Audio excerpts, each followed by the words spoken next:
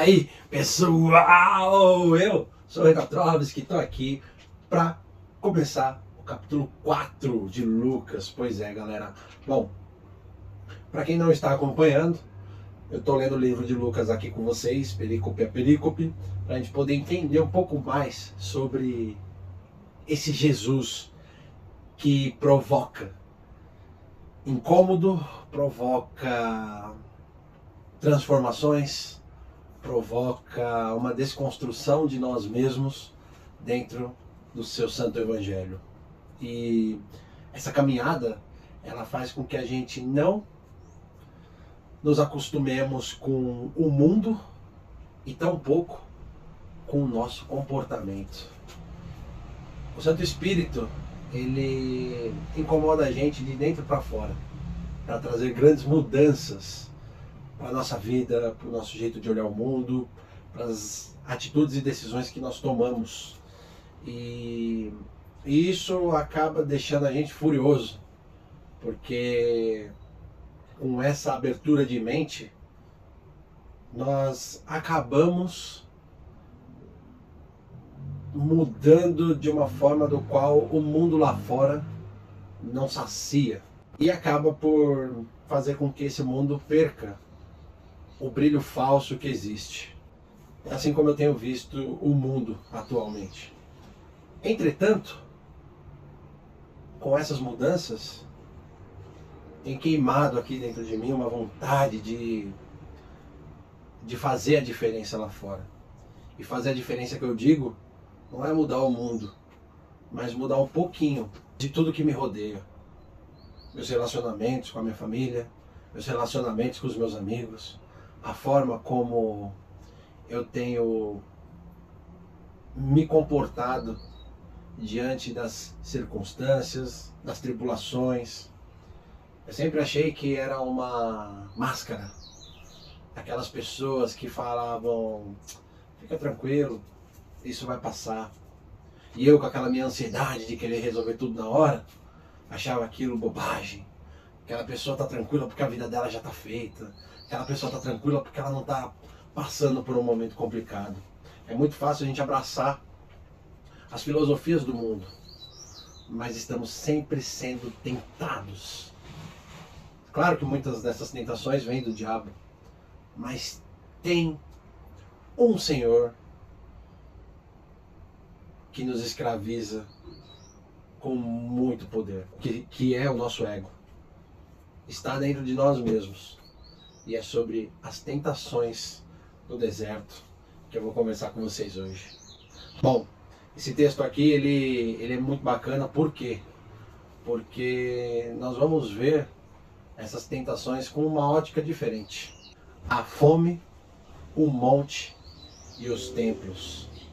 Como somos tentados a buscar poder, a buscar vitórias, a buscarmos sempre a nós mesmos, as nossas vontades. E como Cristo, tendo a possibilidade de fazer tudo com os superpoderes dele, abdicou de todo esse poder para viver como nós e vencer esse mundo. Ele mostrou que é possível vencer esse mundo sem usar superpoderes. E é por isso que eu estou aqui. Vamos lá então? Pai, obrigado, Pai, por esse momento aqui em comunidade. Obrigado pelo tempo que nós lemos e compartilhamos a Tua palavra.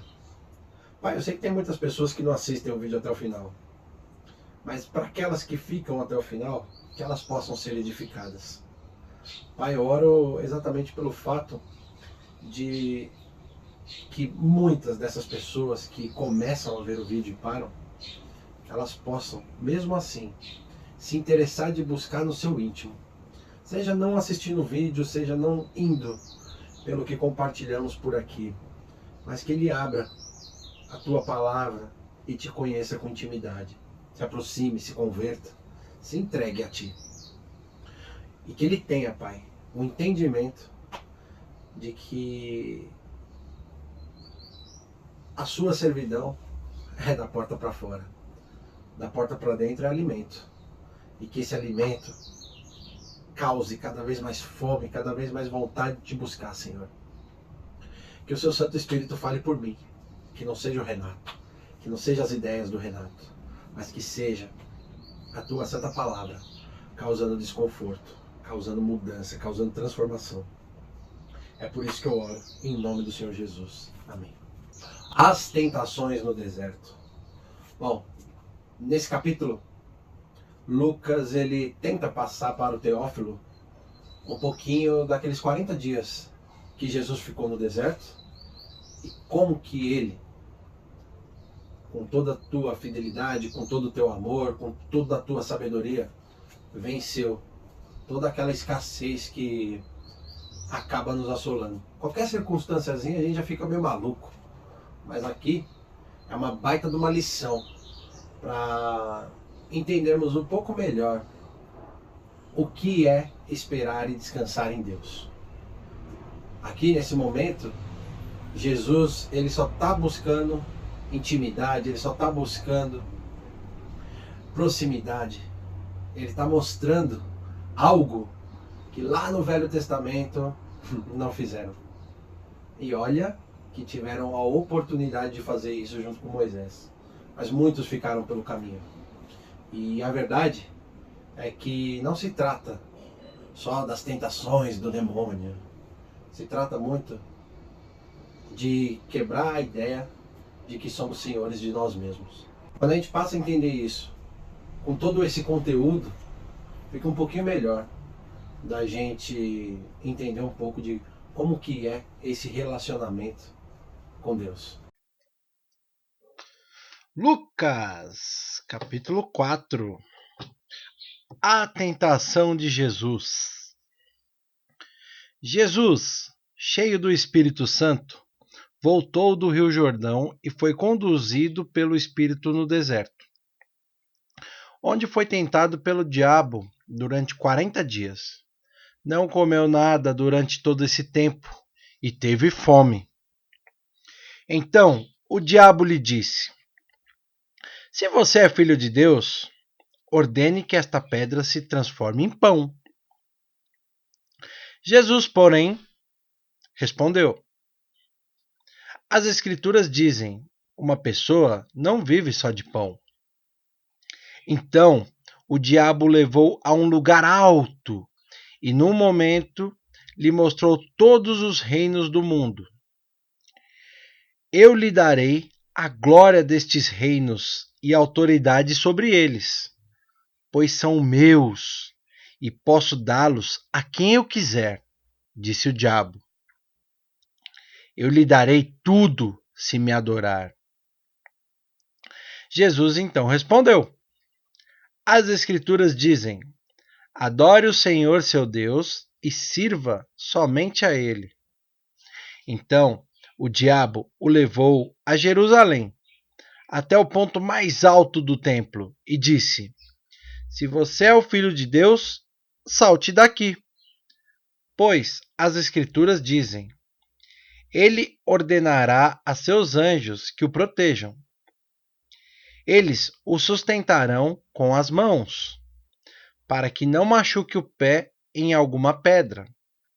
Jesus então respondeu: As Escrituras dizem, não ponha à prova o Senhor seu Deus.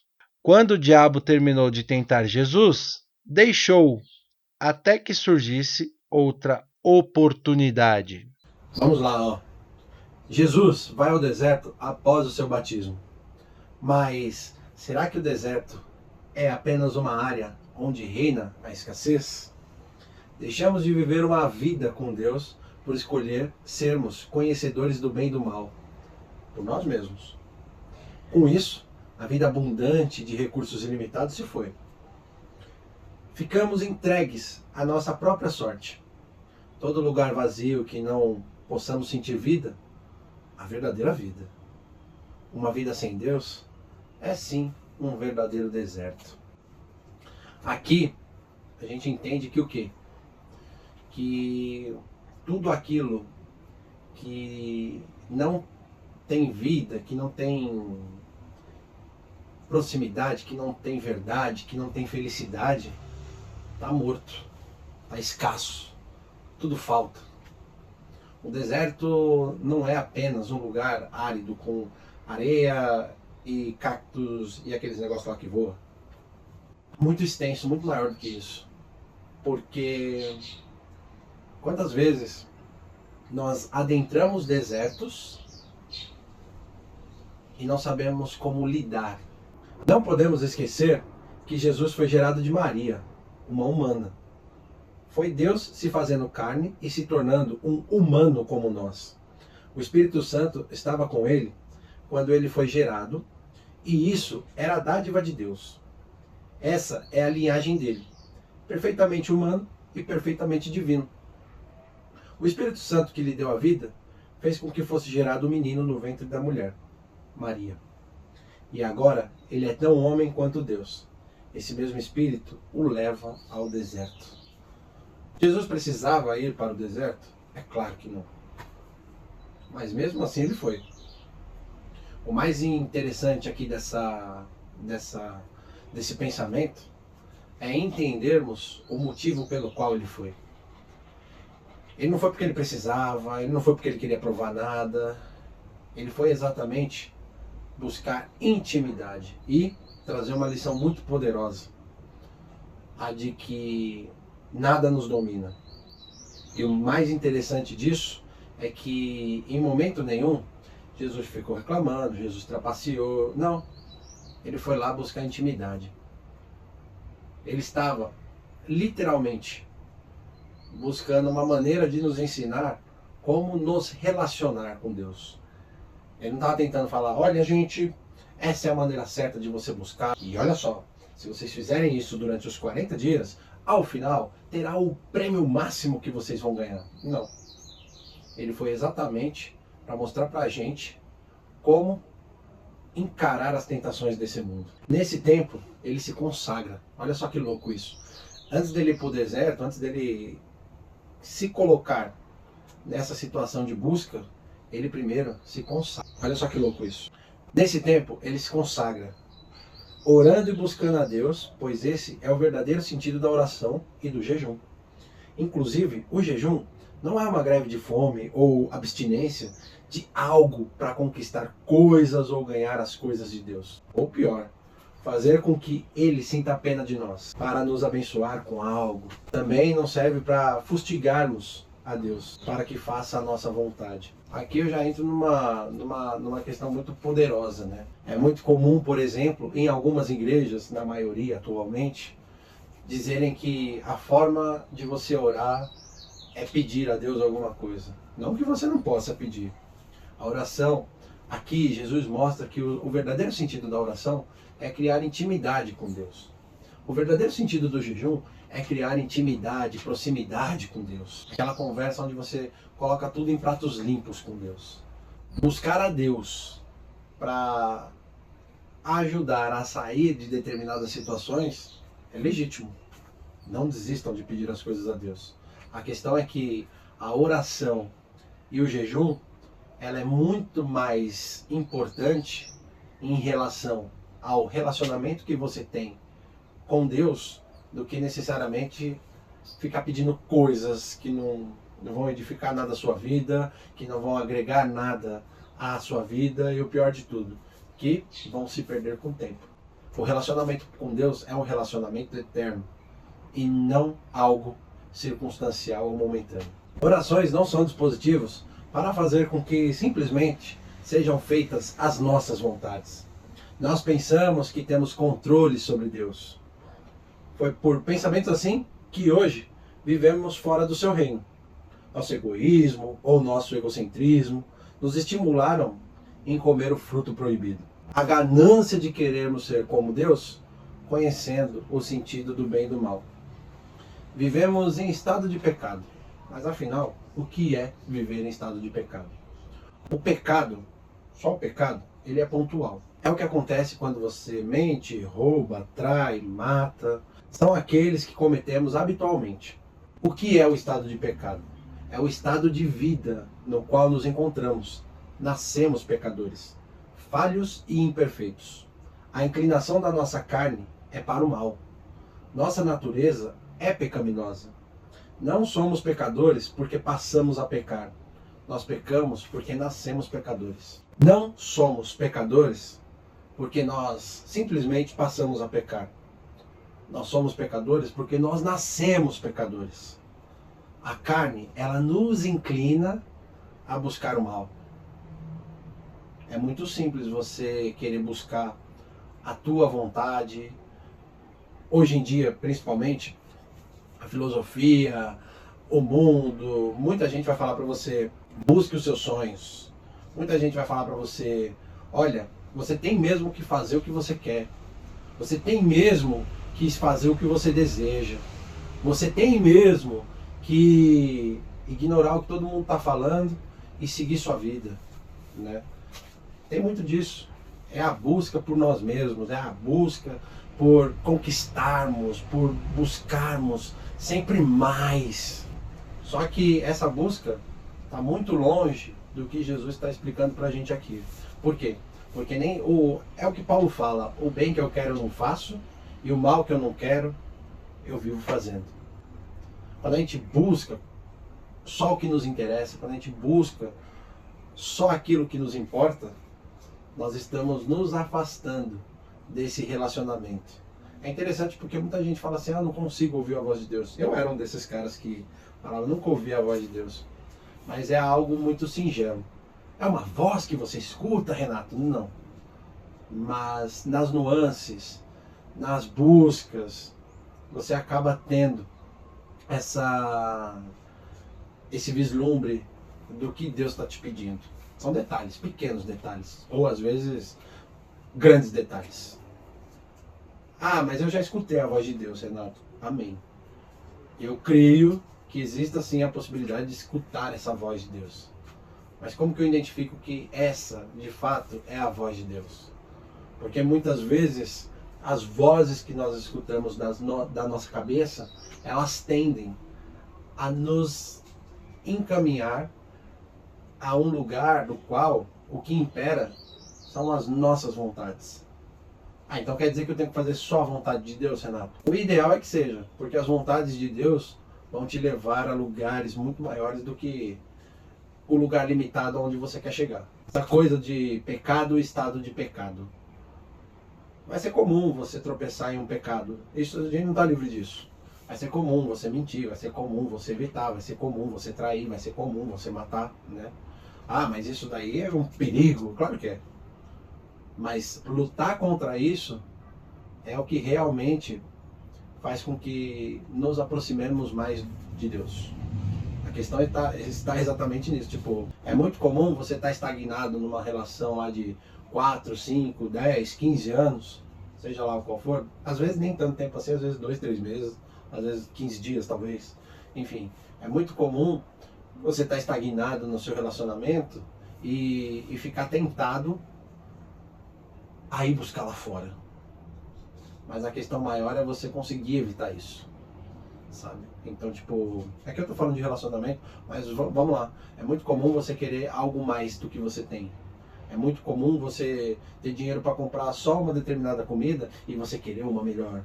É muito comum, essas tentações acontecem. Você tá com aquele dinheiro contado ali, você não pode gastar no crédito, você tem limite no seu cartão de crédito, vai lá e comprar melhor porque você quer, porque você tem vontade. Vai ser muito comum você pensar, olha, você merece isso. Não que não mereça, tá? Mas de repente você precisa segurar a barra ali porque você tem uma outra coisa mais importante e não pode falhar com aquilo. Acontece, isso faz parte das nossas vidas. Mas como lidamos com isso é a verdadeira forma da qual nos aproximamos mais de Deus. Nós nascemos pecadores, nós não estamos isentos de cometermos os pecados. Mas uma coisa é você cometer um pecado pontual, uma coisa que tipo, você tropeça, a gente vai falar disso um pouquinho mais pra frente. Mas outra coisa é você viver cometendo os erros. É como você cair na rua. Às vezes acontece de você tropeçar e se esborrachar, né? Entretanto, não vai ser todo dia que isso vai acontecer. Focamos mais nos debates do pode ou não pode, visando os pecados pontuais dos outros, do que naquilo que realmente importa. Estamos mais focados em ter razão do que simplesmente buscar o que realmente importa. A verdade é que o que fazemos é só uma extensão de quem somos. E aqui eu vou usar o meu lado geek para falar com vocês. Na Marvel, é interessante como o sangue do Capitão América é almejado. A crença do super soldado. A crença de achar que aquele super soro vai fazer de você um soldado tão incrível quanto o Capitão América. Em dado momento eles estão falando ali sobre a eficácia do soro do super soldado e é falado, acho que é na série do Falcão e do Soldado Invernal, porque lá tem um cara que assume o escudo do Capitão América, que é o agente americano. E lá, o que acontece? Eles falam, o super soro não se trata só de dar superpoderes à pessoa. É uma extensão de quem ele é. É uma extensão do que existe guardado dentro de você e você coloca para fora. É como você lidar com os superpoderes. É bem incrível falar sobre isso porque tem sido cada vez mais comum nas igrejas essa coisa de falar sobre poderes. Ah, você está indo buscar o poder de Deus para você poder fazer os sinais, as obras nas vidas das pessoas. Aí dentro dessas igrejas vão vir várias pessoas orar com você, vão vir várias pessoas profetizar para você, porque é estimulado isso. Na igreja que eu estava indo, era muito comum ver isso. Venha em tal dia porque vai ter o culto com o pastor que vai trazer a cura. Venha em tal dia que vai ser o culto da prosperidade. Venha em tal dia que vai ser o culto para poder. E vocês têm que profetizar. Vocês têm que pegar as palavras para vocês porque são promessas de Deus na vida de vocês. Mais uma vez eu reitero. Existe a possibilidade disso acontecer? Claro que existe. Entretanto, não dessa forma como é vendida atualmente. Por quê? Não é o Renato que vai orar pelo Fernando e vai trazer a unção para a vida dele, o poder, o milagre. Não, é Deus. Se eu, Renato, for usado para isso, amém. Mas é a vontade de Deus sendo feita, não a nossa. Bom, vamos lá. Vou compartilhar uma coisa que aconteceu no culto de domingo. O pastor dá um exemplo muito bom. Os coaches, eles têm aquela frase batida de falar assim, você precisa se relacionar com pessoas que são melhores do que você. Não dá para você se relacionar com quem está abaixo. E é interessante porque, qual que é o erro disso? Se eu procuro você, porque você é melhor do que eu, e você, que é melhor do que eu, não pode se relacionar com alguém que é pior do que você, o que eu tenho para te oferecer? Será que você vai querer mesmo se relacionar comigo? Até porque o que eu preciso aprender você já sabe. O que eu vou conseguir te oferecer em relação a isso? Obviamente que eu não excluo o fato de você falar assim, não, vem cá, eu vou te ensinar. Isso é Cristo. Mas é aquela coisa, da interpretação do coach ao falar isso para você, você se coloca numa situação da qual você não tem nada a oferecer àquela pessoa da qual você precisa se relacionar e, além disso, ele também não tem interesse de se relacionar com você. Por quê? Porque ele está buscando se relacionar com alguém que é melhor do que ele. Então, vocês conseguem perceber como isso não dá certo? A verdade é que o quê? Quando existe a questão de Deus ter me usado para fazer uma obra, e isso sobe a minha cabeça, a verdade é que eu acabo sendo Deus de mim mesmo. Pois é, eu acabo virando um daqueles deuses do Olimpo. Nós somos os nossos verdadeiros deuses. Nós temos de ter o controle. Devemos fazer o que queremos como bem entendemos. O fato de debatermos tanto é a nossa vontade que vive enraizada de querermos sermos Deus acima de tudo, apontando sempre os pecados dos outros. Por isso, estamos sempre buscando os rituais, as campanhas, e seja lá o que for, para alcançar o poder e ter autoridade sobre todas as coisas em nosso bem-estar, independente de Deus. É aquela coisa, tipo, tudo está acontecendo na nossa vida, ok, está tudo ótimo, tudo maravilhoso, eu consigo ali trazer alguma bênção de Deus a partir da vontade dele, e isso me sobe a cabeça, eu abro uma igreja, começo a fazer o culto da libertação, o culto da vitória, o culto da cura, porque eu tenho esse poder. E tudo bem, olha Deus, até aqui tá ok, dá uma passeada, esfriar a cabeça, dar uma relaxada, quando eu precisar eu te procuro de novo, hein? Beleza? Te amo. Desejamos ter o poder de Deus para parar de depender de Deus. Lá em Filipenses, capítulo 2, versículo 5, a gente vai ver sobre isso. Olha só o que diz lá. Tenham a mesma atitude demonstrada por Cristo Jesus. Embora sendo Deus, não considerou que ser igual a Deus fosse algo a que devesse se apegar. Em vez disso, esvaziou a si mesmo, assumiu a posição de escravo e nasceu como ser humano.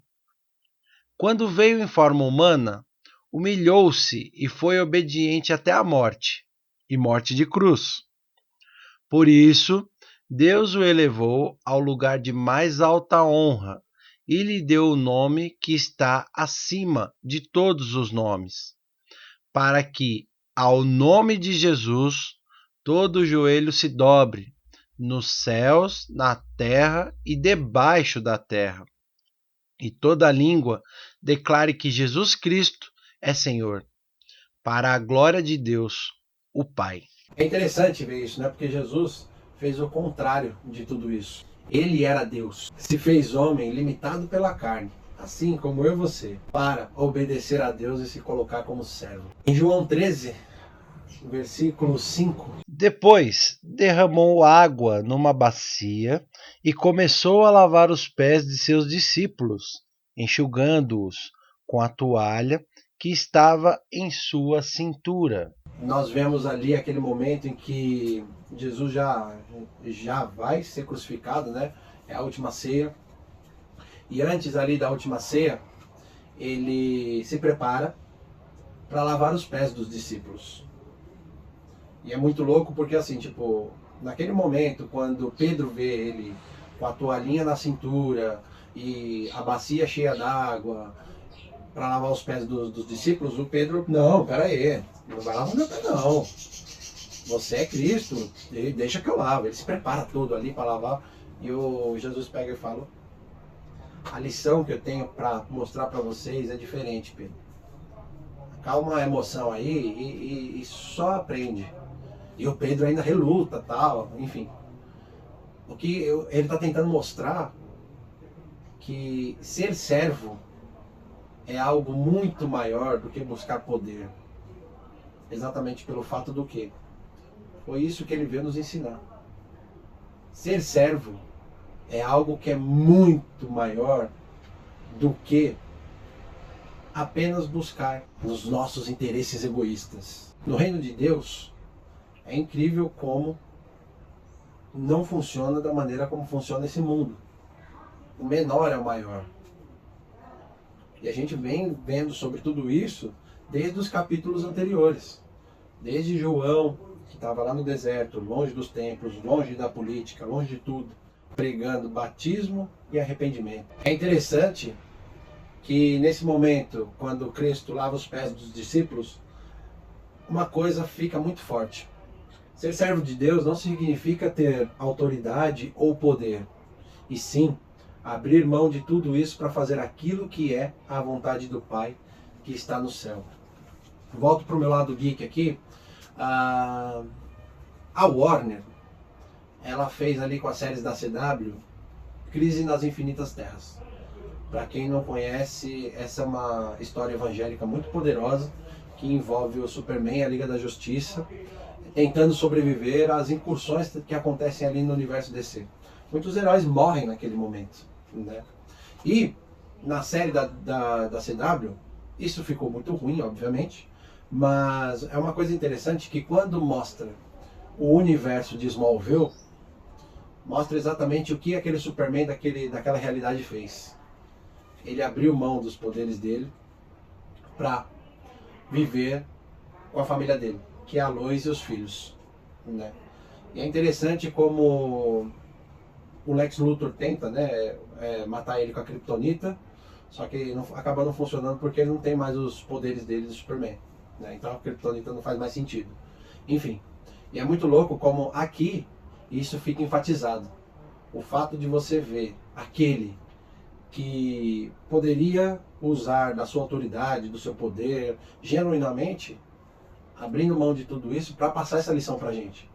Que ser um servo de Deus não é ter o poder para fazer o que você quiser, mas sim abrir mão de fazer o que você quiser para servir a Deus. Aquela coisa que eu vivo repetindo aqui nos vídeos. Você acaba sendo escravo do seu pecado, das suas manias, de tudo aquilo que te domina. E quando você tem esse insight, você entende que essa servidão a Deus quebra as correntes da escravidão com o seu pecado e te leva a um patamar muito maior, que é o amor de Cristo. Isso é muito louco. Mas isso aqui também traz a gente para uma discussão mais importante. Nós temos que ter os olhos abertos. Exatamente com os poderosos da fé. Pois é. Tenham cuidado com os poderosos da fé que iludem com a promessa de poder, unção e aquela pataquada toda.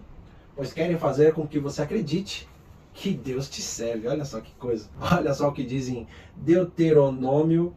Eu tenho dificuldade com essa palavra. No capítulo 8, versículo 15. Ele os guiou pelo deserto imenso e assustador, cheio de serpentes venenosas e escorpiões, uma terra quente e seca.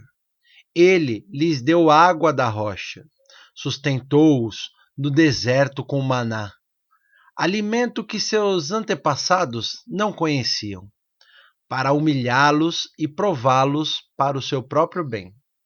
Fez tudo isso para que vocês jamais viessem a pensar: conquistei toda esta riqueza com minha própria força e capacidade. Lembrem-se do Senhor seu Deus. É Ele que lhes dá força para serem bem-sucedidos, a fim de confirmar a aliança solene que fez com seus antepassados, como hoje se vê. 40 anos e 40 dias. Qual foi o maior erro de Moisés e aquele povo todo? Em resumo, Jesus, quando entra no deserto, naqueles 40 dias, lá no começo eu falei para vocês, primeiro ele se consagra, depois ele vai para o deserto. Moisés e aquele povo todo do Egito, eles não se consagram e passam os 40 anos no deserto. Mesmo sem se consagrarem, como Jesus fez, ao se adentrar e ficar no deserto, Deus não deixou aquele povo perecer. Não passaram fome, seus suprimentos eram providos diariamente, os pés não inchavam e as sandálias não se acabavam. Em 40 anos, o povo de Israel foi cuidado. Eles deveriam de fato ter se consagrado ao entrar ao deserto, mas não fizeram. E Cristo cumpriria isso em sua jornada de 40 dias. Aqui é uma coisa muito importante que a gente tem que entender. Nós não devemos olhar para aquele povo de Israel para sermos como eles. Nós devemos buscar sermos mais como Cristo. Não somos o povo de Israel. O Brasil não é Israel. Israel é uma nação, hoje, secularizada, tanto quanto qualquer outra. E mesmo o Israel do Antigo Testamento não fez também a vontade de Deus, pois a maioria deles morreu no deserto. Eu coloquei vocês no deserto para provar o coração de vocês. A ideia era que aquelas pessoas entendessem o real motivo do deserto, buscando intimidade com Deus. Era para se conhecerem e entenderem que elas eram e quem era Deus. Afinal, nada faltou durante aqueles 40 anos. No nada, Deus estava lá junto com eles. Isso me leva a um pensamento muito poderoso sobre, muitas vezes nós achamos que nós estamos numa situação sozinhos. Nós achamos que nós estamos sofrendo, passando alguma circunstância e que Deus não está lá.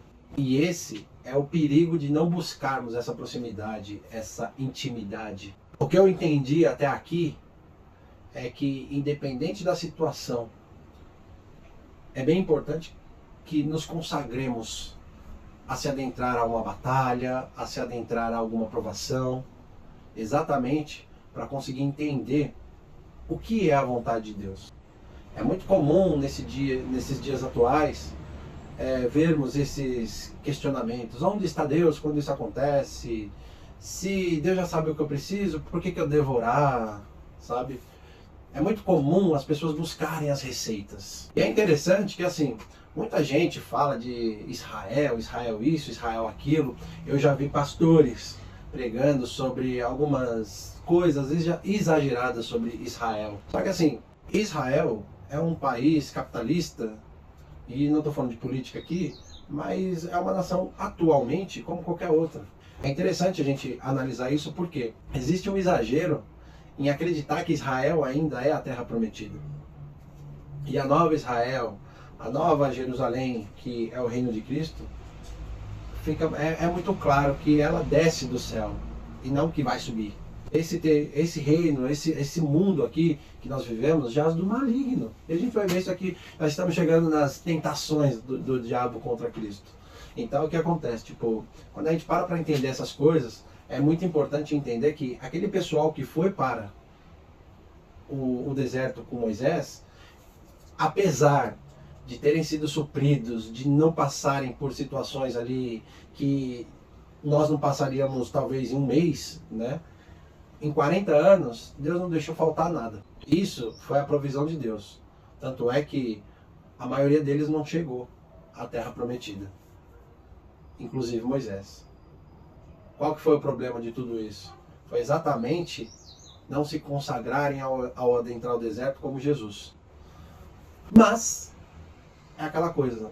Tudo que acontece no Velho Testamento é exatamente para apontar o caminho para Jesus. E é muito louco que, tipo, usam muito dessas situações do Antigo Testamento exatamente para justificar a sua busca pela vitória, a sua busca pelo poder, a sua busca pelos rituais e por aí vai. É muito comum usar essa passagem aqui do Velho Testamento falando de Moisés exatamente para falar sobre uma questão de você alcançar a abundância da sua terra prometida. E isso é fato. Isso justifica o quê? Que a circunstância que você passa hoje, que de repente é uma circunstância difícil, complicada, é como se fosse a caminhada pelo deserto e a sua vitória lá no final é a sua chegada da terra prometida. É muito louco isso, né? Porque você acaba sendo manipulado e isso tudo nem parece pecado. Isso tudo nem parece que está errado. E nós vamos, de fato, agora entrar nas tentações do deserto. Porque esse é o foco desse vídeo. Esse é o foco desse texto, e aqui a coisa fica muito mais clara. Mateus fez uma coisa um pouquinho diferente de Lucas. Eu acredito que Lucas tenha sido mais didático, até porque ele estava fazendo isso daqui que a gente está conversando. Ele estava explicando uma situação para Teófilo, né? Então, tipo, ele colocou aqui a primeira tentação como se fosse a fome, a segunda tentação como se fosse a conquista, e a terceira tentação como se fossem os templos. Como isso está enraizado no nosso estado de pecado. E é muito louco porque quando a gente pensa nas possibilidades das quais Jesus poderia ter cedido, a gente vê que de nada adianta buscarmos tudo isso que o mundo vive implicando com a gente, que devemos buscar e conquistar. É muito louco isso. Primeira tentação, a fome. Pegue a pedra e a transforme em pão. Passamos por esse tipo de tentação frequentemente. A verdade é que nos falta paz na escassez. Não conseguimos confiar e nem descansar em Deus quando falta algo, ou confiar que Ele vai nos sustentar. A nossa lógica de fé não nos faz capaz de extrair a paz e tranquilidade de momentos ruins. Estamos sempre nos nossos estados de pecado particulares para ressaltarem como somos deuses de nós mesmos. Tem um filme que se chama Nefários. E é muito louco que nesse filme, especificamente, esse filme é um filme muito bacana porque, tipo, não é um filme assim grandioso. Foi cancelado na época, assim, tipo, foi muito criticado de uma maneira muito ruim, porque o filme é cristão. Nefários é a história de um cara que está condenado à cadeira elétrica e eu não lembro se ele é um psicólogo, mas acredito que ele é um psicólogo ateu que vai lá e ele tem o poder de tirar esse cara da cadeira elétrica. Entretanto, o suposto bandido, ele está possuído por um demônio. Ah, Renato, como é que esse filme pode ser cristão? É porque a partir daqui, dessa tentação, a gente vai falar bastante sobre as manipulações do Satanás. E nesse filme evangélico, ele fala exatamente de coisas das quais não só o psicólogo, e ele está ali sempre tentando mostrar ao psicólogo que é ateu que basta ele correr atrás das vontades dele. O psicólogo sabe que fez todas as coisas das quais o diabo mostra para ele, mas ele fica compelido a acreditar que aquilo tudo não existe, que aquilo tudo é um estado de deficiência mental que ele tem para poder justificar a saída dele. Só que assim, o demônio quer que o cara vá para a cadeira elétrica, porque em teoria ele é inocente dos crimes que ele cometeu para estar lá. Como nós somos levados a isso, como psicólogo? O psicólogo não acredita, o psicólogo sempre se justifica, né, daquilo tudo que ele fez conscientemente todas as merdas que ele fez na vida dele, né, e o diabo expõe isso para ele. E aqui a gente vê Jesus sendo tentado em transformar a pedra em pão, para provar quem ele é. Você é poderoso, você pode transformar essa pedra em pão. Por que você não come? Você vai passar fome? Que absurdo isso. Você não pode passar fome. É muito tentador isso. Por quê? Porque isso é muito vendido pra gente. Você não pode, você não deve, você merece. Quantas vezes eu não me afundei em dívidas de cartão de crédito porque, poxa, eu gastava mais do que eu podia e sempre achava que ia dar conta. E aí eu não dava. A renda do mês era mais curta, a situação apertava e eu me lascava. O mais interessante que aqui, essa conversa do Nefarius, ela leva também a um livro que é um best-seller, Napoleon Hill, Mais Esperto que o Diabo, que conta a história de um repórter que entrevista o diabo.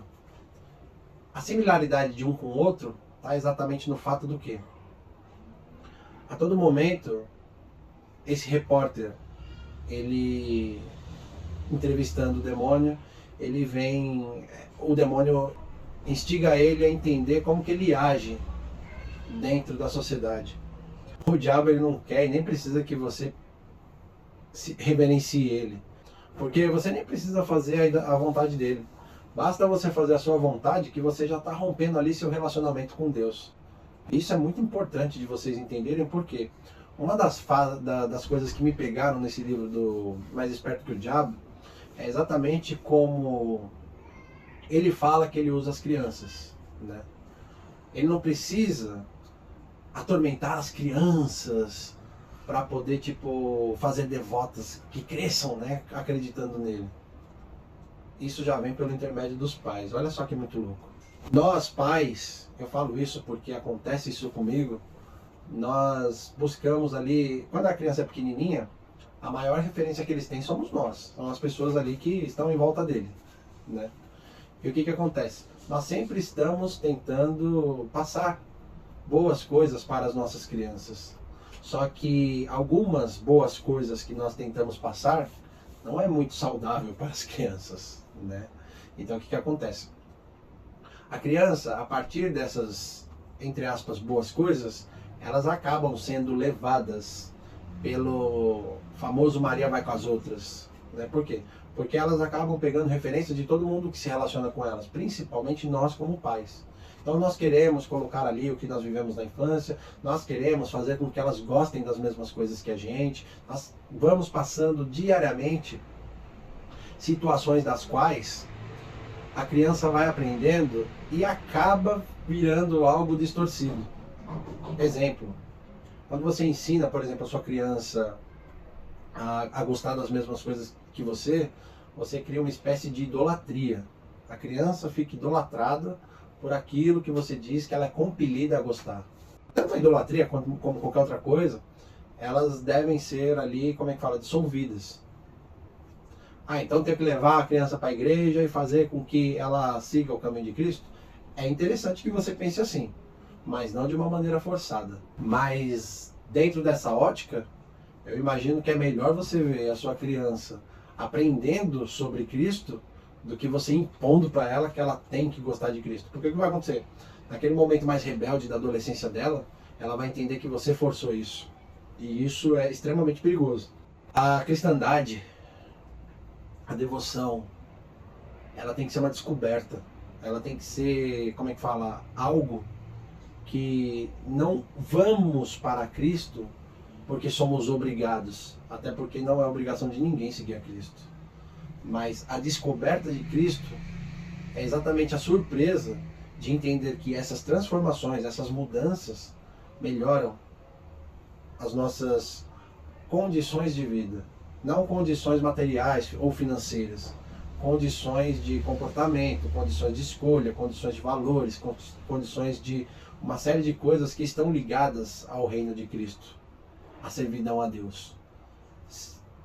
O mundo vai fazer com que você entenda que você não é escravo de ninguém. Vai tirar a essência da servidão. E a servidão é a maior coisa que nós temos em Cristo. Porque servir é fazer com que o seu irmão não passe sozinho por uma situação.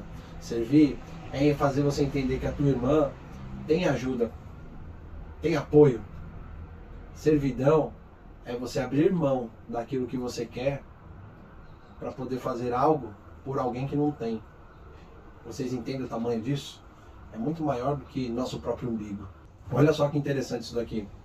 Jesus renuncia à sugestão do diabo, pois o deserto não era o problema. Ele sabia muito bem de onde vinha a sua provisão.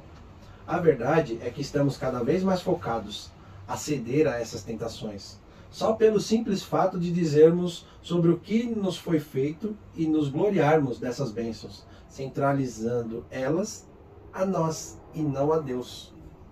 Como é bom, né? Aconteceu um milagre lá na tua vida, você chega e fala, olha, eu estava precisando de 300 mil reais. E aí, aconteceu um milagre, eu consegui.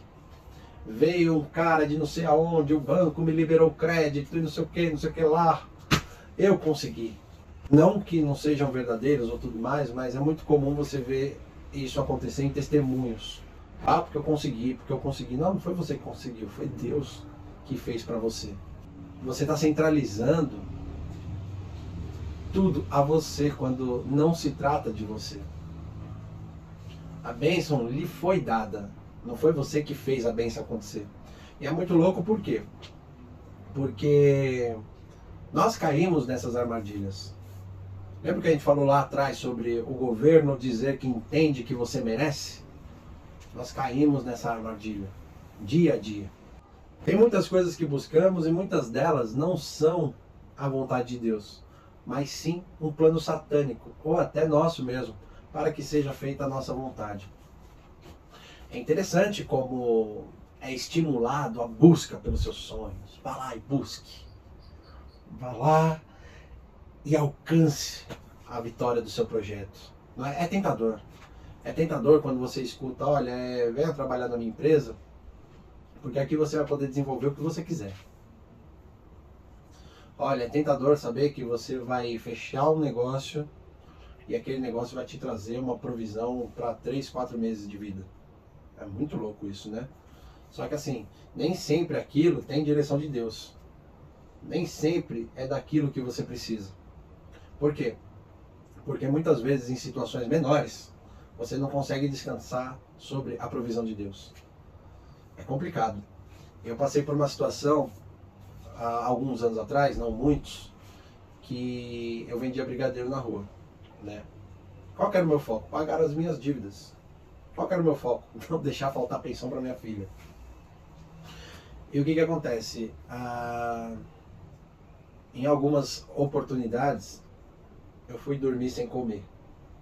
Até porque eu passava uma média de umas 3 ou 4 horas na rua para vender a bandeja de brigadeiro. E muitas vezes não vendia tudo.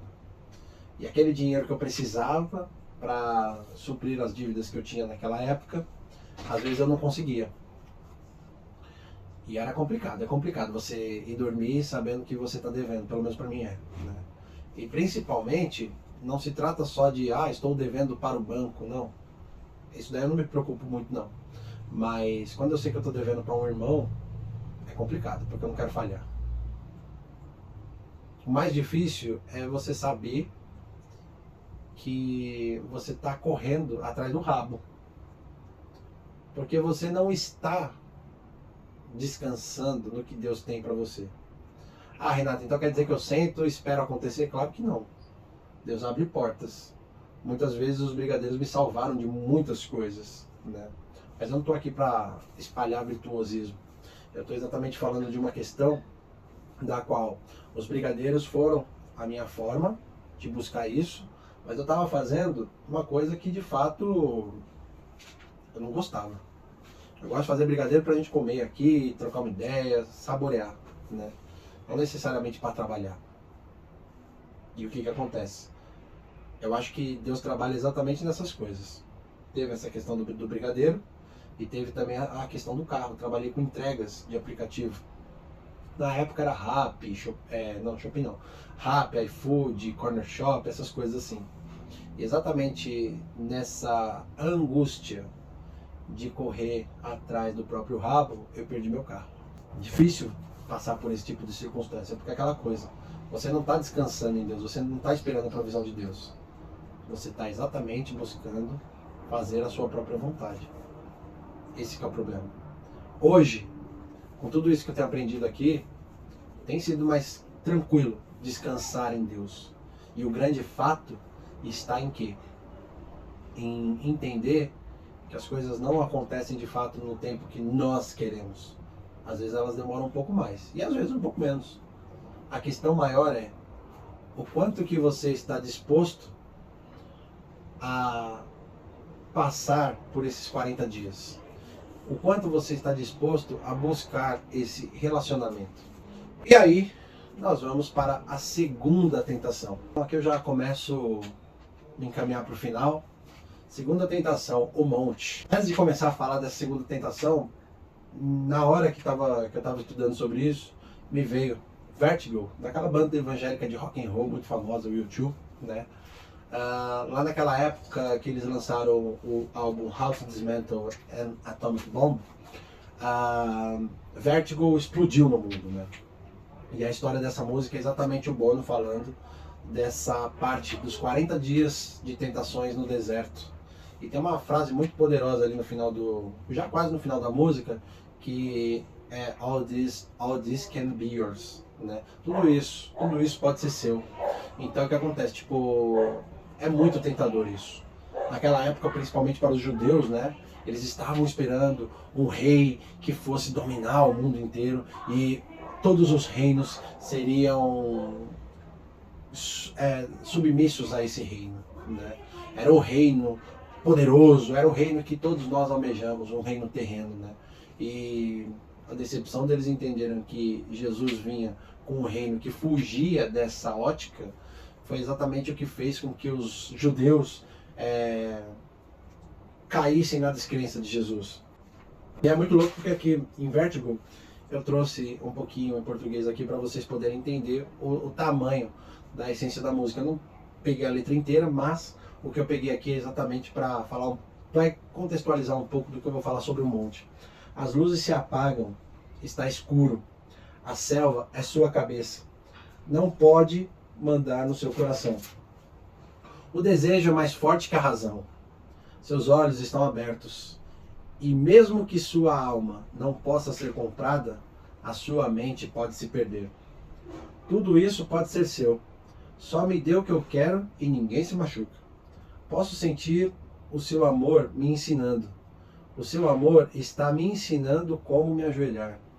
Somos colocados em xeque apenas para mostrar o verdadeiro significado da sua glória. Olha só o tamanho disso, é muito poderoso.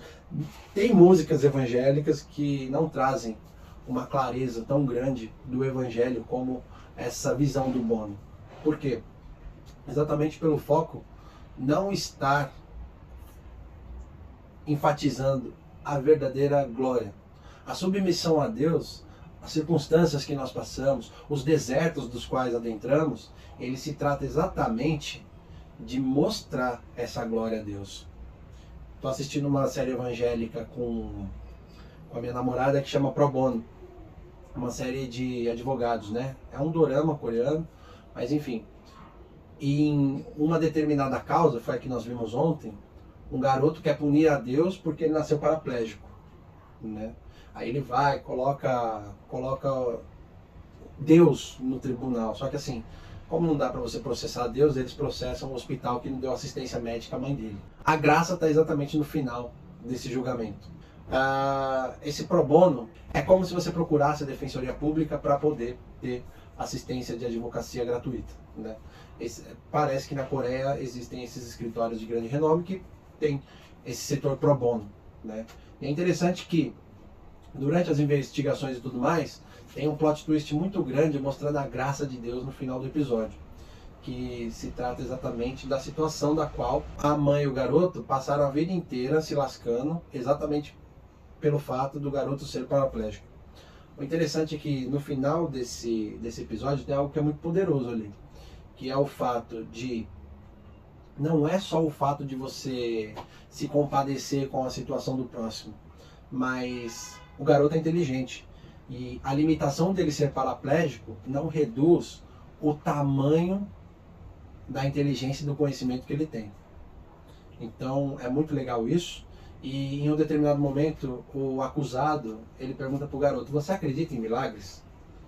Aí o garoto pega e fala: olha, esses que a gente vê em livros, acredito que eles colocaram em livros exatamente para não colocar a palavra Bíblia. Ele falou: nesses eu não acredito, mas eu acredito sim que coisas possam acontecer. Tipo, é a ótica do mundo atual, até porque essa parte pro bono defende minorias e tudo mais. Então, tipo, você vai ver alguns casos ali que eles apoiam de minorias. Então, tipo assim, traz exatamente questões bem importantes esse episódio por falar das questões, por exemplo, de cotas, né? A série coloca ali uma situação de cotas para crianças com deficiência muito forte, né?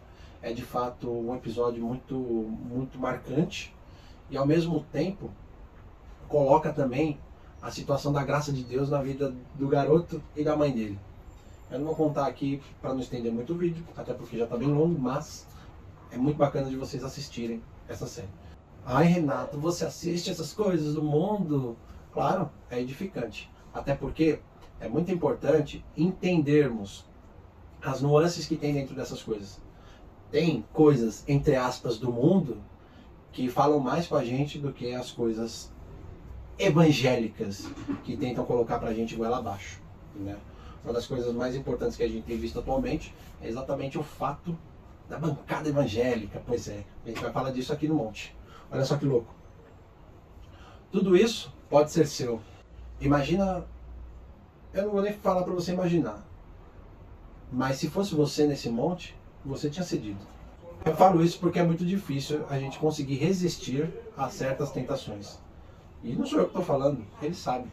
Eu não estou falando isso da boca para fora, ele sabe. Ele sabe que você vai cair, ele sabe que você vai tropeçar. Isso daí não é segredo para ninguém. Mas eu falo isso por mim. É difícil resistir a algumas tentações. O povo de Israel esperava o Messias. Esse povo esperava um novo reino. O reino terreno de um rei que domina o mundo. E aí todos os reinos seriam submissos ao meu reino. Lá em Isaías, capítulo 9, especificamente no versículo 6, diz assim, ó: Pois um menino nos nasceu, um filho nos foi dado. O governo estará sobre seus ombros, e ele será chamado de Maravilhoso Conselheiro, Deus Poderoso, Pai Eterno e Príncipe da Paz.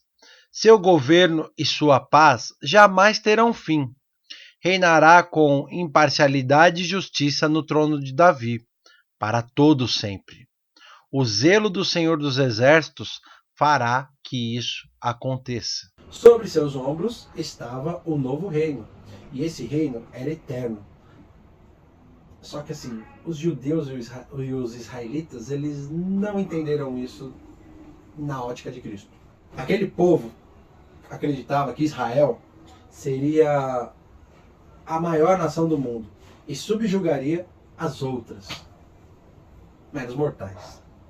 Na cabeça deles era um reino humano, mas as profecias apontavam para um reino divino. A gente já falou disso também lá atrás. As profecias do Antigo Testamento apontavam para Cristo e não para um domínio absoluto da terra.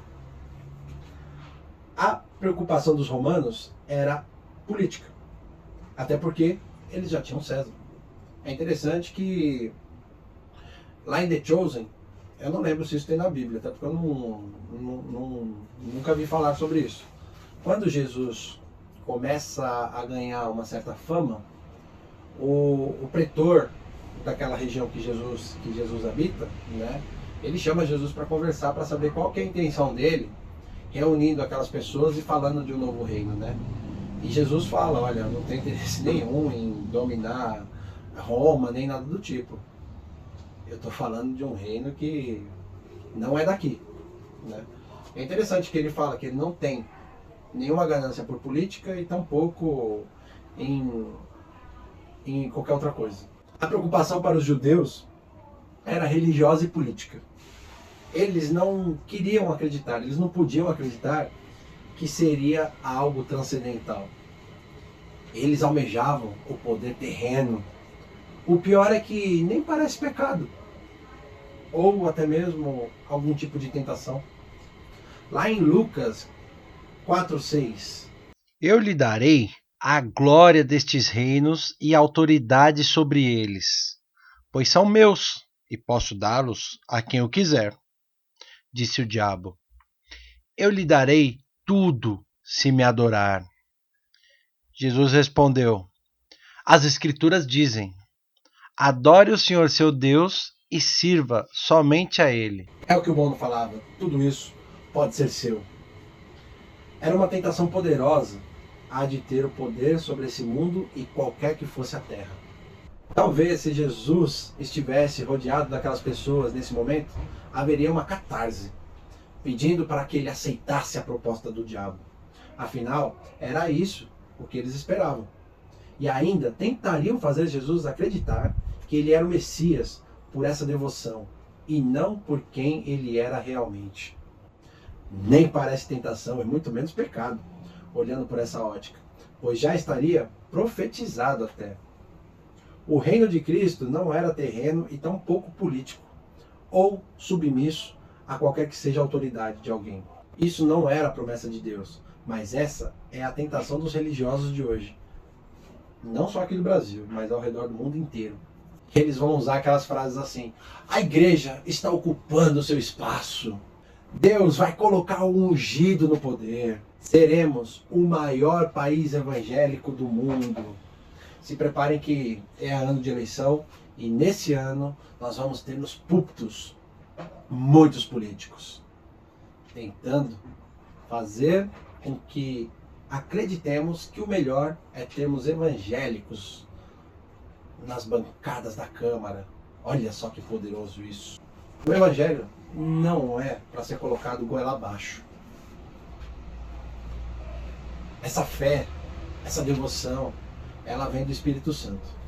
E nem pelo Espírito Santo é goela abaixo. Vamos ter Messias lá. Ah, esse ano eu vi que o Augusto Cury é um dos deputados, ou é um dos candidatos, né? E é interessante que o Augusto Cury, para quem não sabe, ele era ateu e virou um cristão. Eu já vejo essa aljava do cristianismo em cima dele. Como eu falei para vocês aqui, eu sou ateu em relação à política. E não interessa qual que é a sua ideologia. A lógica, ela é igual para os dois lados. A gente já falou dessa questão no vídeo anterior sobre a ditadura e a democracia. Ambas te calam de maneiras diferentes. Capitalistas, conservadores ou não, socialistas, marxistas, entre outros derivados, seja lá o que sejam, são todos iguais. O fato de não vermos isso é devido a essas ideologias que já têm nos engolido e não vemos que o reino de Deus está acima dessas coisas. É muito louco isso, porque você vai ver que existe desencontro mesmo com você conversando com as pessoas que têm a mesma ideologia de reino que você. Capitalistas conservadores, capitalistas liberais, vão divergir em algum momento. É a questão que a gente acabou olhando aqui há pouco.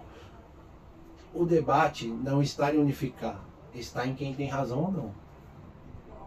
A direita e a esquerda vão sempre brigar. Por quê? Porque cada um vai defender as suas razões. E muitas vezes de maneira legítima. Só devemos prestar culto e se prostrar diante de Deus. O que é prestar culto? Em grego, o serviço de cultuar é ser servo. Quanto mais servente você for, mais você está cultuando a Deus. A vida que buscamos é a de ter poder. E esse é o pecado desde o Éden. E não precisamos de Deus porque já sabemos o que é o bem e o mal. Já temos tudo o que precisamos e deixamos Deus de lado. Transformamos o reino eterno no reino terreno, pois não queremos ter o sacrifício de obedecer à sua vontade. E por isso sacrificamos pessoas. Aí vem o Jesus e estraga tudo isso. Pois além da fidelidade a Deus, ele ainda é o verdadeiro e o único sacrifício vivo.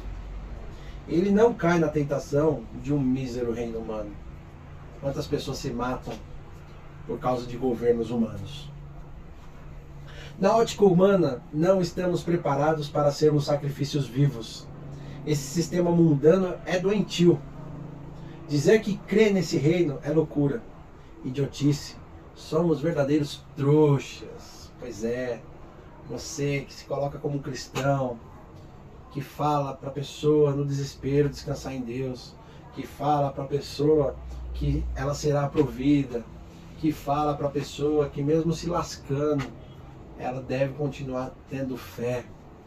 Vai ter sempre alguém que vai falar que você é um trouxa. Principalmente se você estender a mão para uma pessoa picareta, safada, sem vergonha. Você é um trouxa. Nós somos trouxas. E o reino de Deus foge da ótica do mundo. Porque o que importa é você buscar as suas vontades, é você buscar os seus interesses, é você crescer, é você conquistar. Gostamos mesmo de um Messias, pois dá para negociar e barganhar com ele. Mas com Deus a coisa muda. Não há negociação. Somos apenas um sacrifício vivo. O seu sacrifício vivo é o maior culto que você tem para prestar a Deus. O seu sacrifício em ter caráter, em ter uma visão de reino e transparecer isso para as pessoas é o que vai separar você do egoísmo do mundo, do domínio satânico e colocar você de fato no reino de Deus. Vão tentar ainda vender com a beleza de algo maravilhoso a busca pelo poder e fazer você acreditar que é Deus te usando para dominar. Parece, mas não é. Estamos vendo que essa foi a tentação de Jesus e ele não aceitou. Uma vez eu estava conversando com o pastor da outra igreja que nós íamos, né? Não estamos indo, estamos sóbrios há 2 meses já. E o que acontece? Em determinado momento eu falei que isso no final do ano passado, eu falei para o pastor que eu queria ir para a rua evangelizar, né? E eu falei, olha, eu vou evangelizar desse jeito rasgado, porque eu estou aprendendo e eu não quero só chegar lá e passar com propriedade um monte de palavras para todo mundo. Eu quero aprender junto com eles também, né? E eu falei, eu não tenho interesse em nada, eu não quero poder, eu não quero isso, não quero aquilo. E quando eu falei isso, ele falou assim, não, você deve buscar poder. Porque o poder de Deus vai fazer com que o seu evangelismo cresça, né? Só que aquela coisa, o poder é de Deus, se vai crescer ou não, quem está cuidando é Deus. Descansar em Deus é o que realmente importa, né? Eu não estou buscando prestígio para mim. Eu só quero que outras pessoas se acheguem à palavra do Evangelho a partir desse aprendizado. Eu me acheguei a partir desse aprendizado. Então, que outras pessoas possam ter essa revelação. E mesmo sabendo que muitas não vão, né? Alguns vão falar que eu estou despreparado, outros vão falar que eu não tenho conhecimento à altura, outros vão até dizer que eu sou herege por compartilhar essas coisas. Mas eu não estou preocupado com isso. Eu só quero que você que me assiste, ou as pessoas que escutam a palavra, elas possam ter esse relacionamento com Deus assim como eu tenho tido. Não sei qual é a sua intenção com Deus, mas o que eu entendo aqui é que assim, se você tentar barganhar, se você tentar negociar, se você tentar achar que as suas campanhas, que os seus rituais vão fazer com que Deus tenha dó de você porque você deixou de comer deixou de comer chocolate durante o jejum para Ele poder te atender, esse não é o caminho. Só que essa é a palavra que muitas igrejas têm tentado levar para as pessoas. A única coisa boa que eu tiro desses jejuns da troca é ter me libertado de coisas que eu achava que me dominavam. Eu sou uma formiga, adoro doce.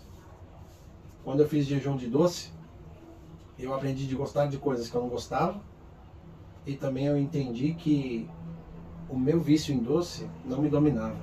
É legal isso, bacana pra caramba. Mas eu não precisava fazer um jejum excluindo o doce.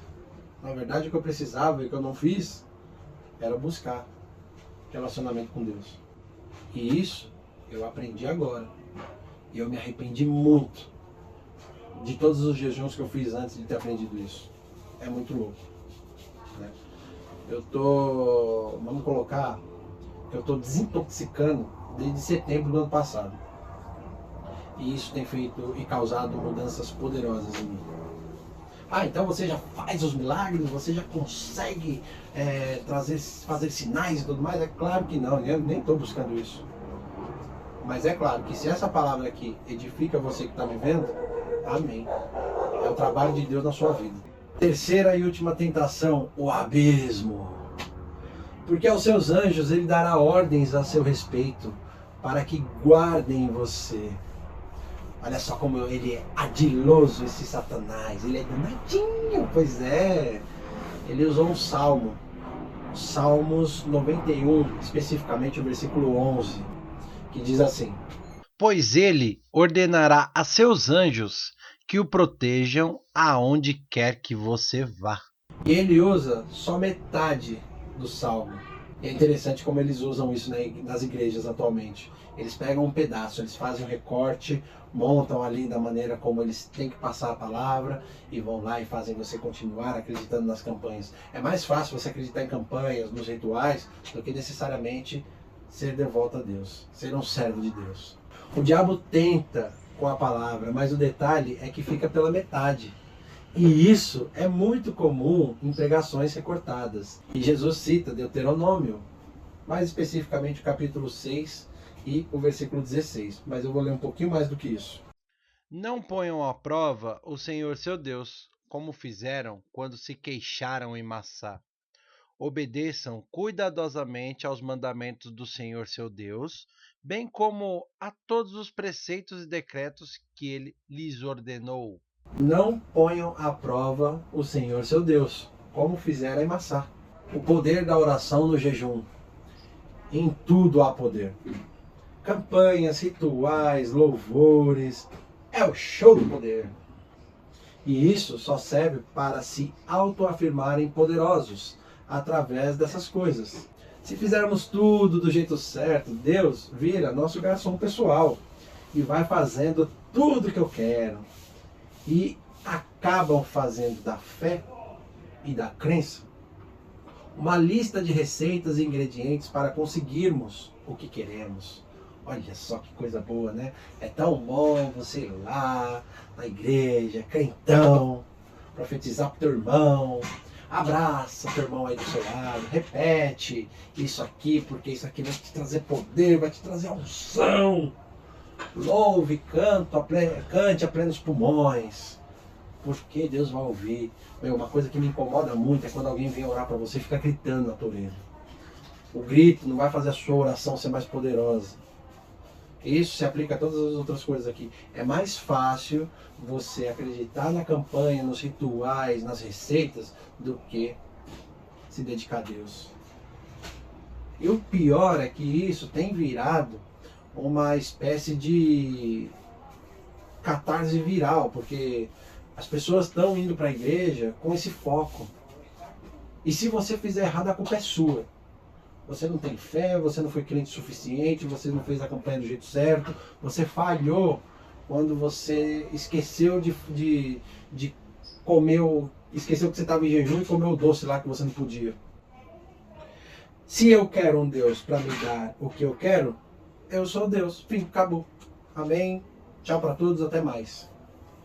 E no fim das contas, o que conta é a minha vontade e não a dele. Você viu que louco isso? No fim das contas, o que conta é a minha vontade e não a dele.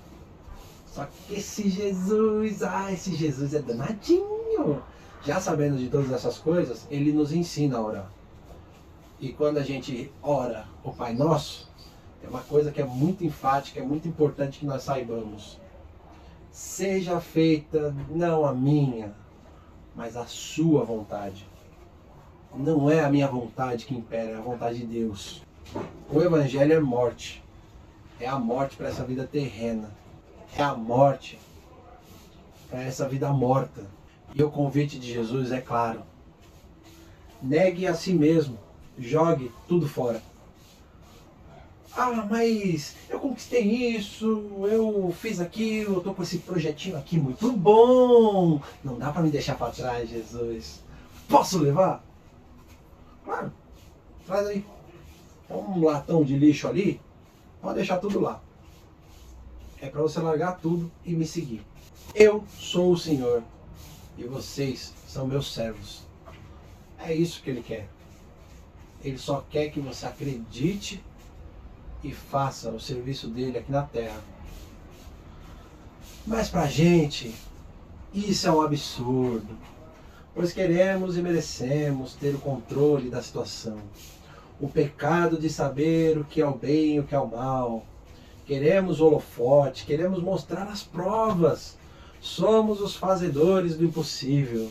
Eles precisam ver o quanto overpower nós somos. O diabo tentou Jesus a se jogar a ponto de colocar Deus à prova. Mas é claro que se fôssemos nós, teríamos nos espatifado no chão. Afinal, somos virtuosos e realmente ousados para esfregarmos provas das coisas que podemos na cara dos outros. Estava escrito que o Pai daria ordem aos anjos para te guardar. Mas o contexto não era o de pôr o Pai à prova, e sim um resguardo dizendo que mesmo caminhando com Cristo, ocasionalmente iríamos tropeçar. E essas ordens aos anjos era para nos proteger de não nos deixar cair e o estrago ser muito maior. Deus não é meu servo para ficar cuidando das minhas falhas a qualquer momento e provar às pessoas que eu tenho poder.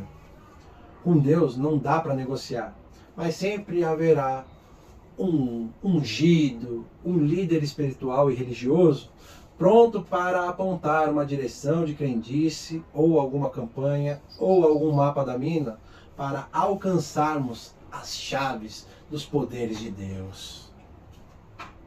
Sempre tem alguém lá, esperando você, para te trazer tudo isso, para te dar tudo isso na sua mão. Olha só que poderoso. Vão usar os textos do Velho Testamento, vão usar palavras de Jesus fora de contexto, vão usar uma série de coisas para te convencer a acreditar que você é compelido virtuosamente a fazer de Deus o seu servo. E nem vai parecer que é pecado, ó, porque você vai estar crente que aquilo é a vontade de Deus. Olha só que lindo. O Senhor mostrou na tentação de Cristo que mesmo sem poderes divinos era possível vencer as tentações.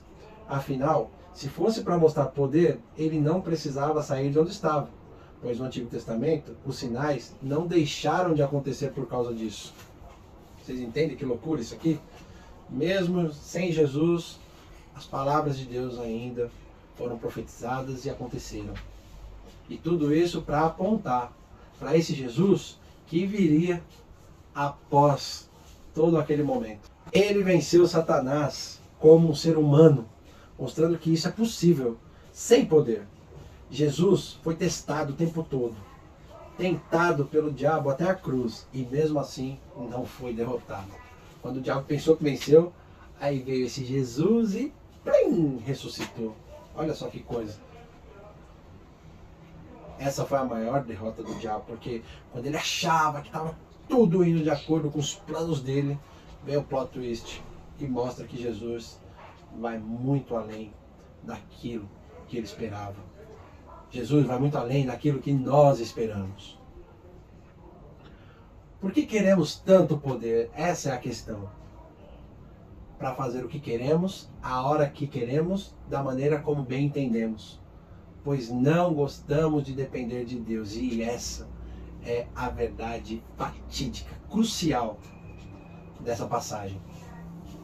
Ninguém quer esperar o tempo de Deus. Ninguém quer aguardar Ele mostrar a glória dele. Nós queremos tudo para agora. É a crença fast food.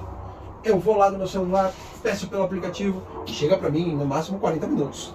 É muito simples. A verdade, ninguém quer deserto. A gente não confia que Deus é bom. Ninguém gosta de escassez. Nós queremos certezas. E tem que ser para agora. Crer no trabalho sem ver. É aquela coisa, é o famoso Tomé. Eu preciso ver para crer. Olha, eu estou aqui no abismo, Jesus. Vamos lá. Eu creio em você. Eu creio. Mas eu só quero dar uma testadinha. Deixa só eu dar um passo ali no abismo. Só para ver se eu vou morrer ou se você vai de fato me ajudar. Pode ser. É só uma testadinha. Eu creio, eu tô aqui. Eu vou continuar crendo em você. Eu só quero ver. A verdade é que ninguém quer se dar ao trabalho de crer sem ter provas. A real é essa. Só que aí vem esse evangelho e estraga tudo. O evangelho é morte. É morte para essa vida morta. O evangelho, com suas palavras, elas ofendem os coitadinhos dos evangélicos. E as palavras de Cristo ofendem os cristãos. Pois torcem o evangelho segundo suas vontades evangélicas. E torcem o que é Cristo e cristão segundo a sua ótica e cristandade. É interessante essa hermenêutica, não é? Porque isso cada vez mais vai desconstruindo toda aquela crendice que a gente vê nos templos, toda aquela crendice que nós vemos dos religiosos, e vai nos colocando no chão. O Senhor não me chamou para ser rei, me chamou para ser súdito, e não vou cair nessa tentação. É muito louco isso, né? Você está tanto buscando o trono, e aí de repente você descobre que você é o cara que, antes de tudo, tem que lavar os pés daqueles que entram na tua casa. Olha só que louco isso. O verdadeiro reino não está em conquistas, não está em ser soberano. Está exatamente em estender a mão. Que louco isso, né? O diabo nos ronda dia a dia. Ele nos seduz. Tenta nos convencer de buscar aquilo que nos favorece, que nos enaltece. Trabalha o pecado que tanto amamos em nós. Afinal, nós merecemos e estamos sempre querendo mais. Você está governando, você não é cauda, você é cabeça. E isso está na Bíblia. Mas não nesse contexto. Porque o cabeça da igreja é Cristo. Comum, né? Você estava na igreja, aí fala, não, você é o cabeça. Você é quem tem que tomar as rédeas da situação.